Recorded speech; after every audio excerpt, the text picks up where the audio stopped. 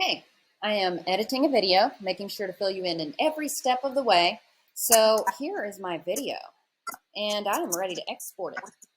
So let's just check. There, I have 3 layers of audio. I have all this, and what I need to do is make sure that I watch through and make sure my audio doesn't peak, check where there's any big changes, watch it one time through in the timeline. And if you want to do that, if you actually point to this window and just press the tilde, it's right next to the number 1 on the keyboard, then you can watch it big screen. And then press the tilde again, brings you back to your timeline in case you need to edit anything. So that's a good thing to know. You can see it has this yellow line right here. That means this stuff needs to be rendered. Usually it does that in the export, but if you want to render stuff, I just go to help and do render. So it's under sequence, render effects in and out. Most of the time I don't do it unless there's an effect that I can't see. So you would go to File, Export, Media. And you need to change your format to H.264. You need to, the only other thing you should need to change is the output name. If I leave it like this was named after the very first clip I put in my project. So if I leave it like this, it's going to overwrite that clip that I put in my project if I leave it in the same spot. Then when I open up the editor again, instead of that clip, we're going to have this whole video. That's a very bad thing. So I need to change this and at least change the end of it to say edit. So I'm just 10, 15, 22, edit. Because that's what I got going on.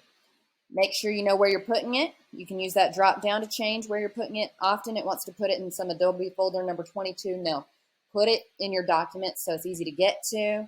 You can see that's where my project is, and I've been saving it, but we need the MP4 to use it anywhere. So I'm save as MP4.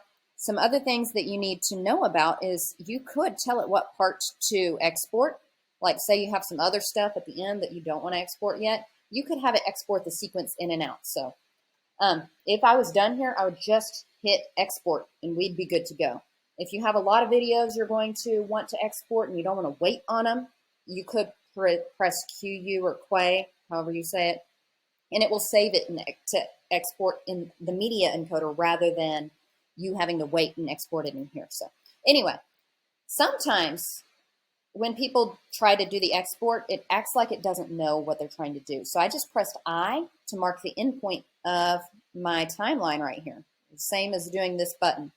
And now I'm going to the out point over here, making sure it's behind where the music stops and where my last title is, and mark the out point or O. And now that should fix any problem with it not letting you export. So I wanted to show you that. Media. Look. It didn't save my settings on what to call it, so I need to change that. Always check the blue text. I want to leave the date, so I'm just going to do edit. It's in documents. That's where I want it to go. I'm going to hit export. And that does it. Look, it looks like it's going to take a while, but actually it's not going to take as long as it thinks it will. So just a reminder, if it seems like it's going to take a lot longer and you need to do more edits, you can hit QUA or QU, and it will send it to Media Encoder where it can export it in a different program, freeing you up to do your edits here in Premiere.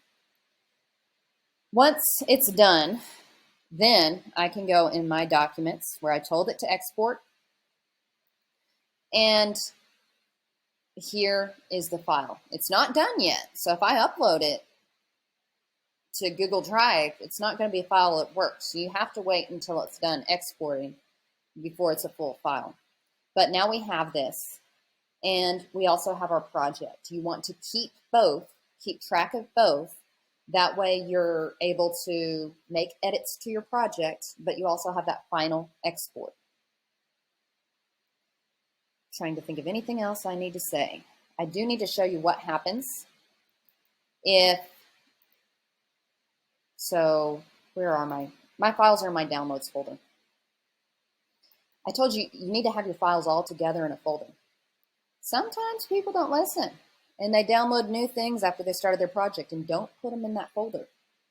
So you may end up going, oh, now I want to delete this stuff off my desktop and make it smoother, cleaner. but your project's going to end up with missing files. In another video, I'll show you what to do about that. But as for this one, once this is done exporting, you're going to upload that to your Google Drive AVP folder and turn in the link, and we are done.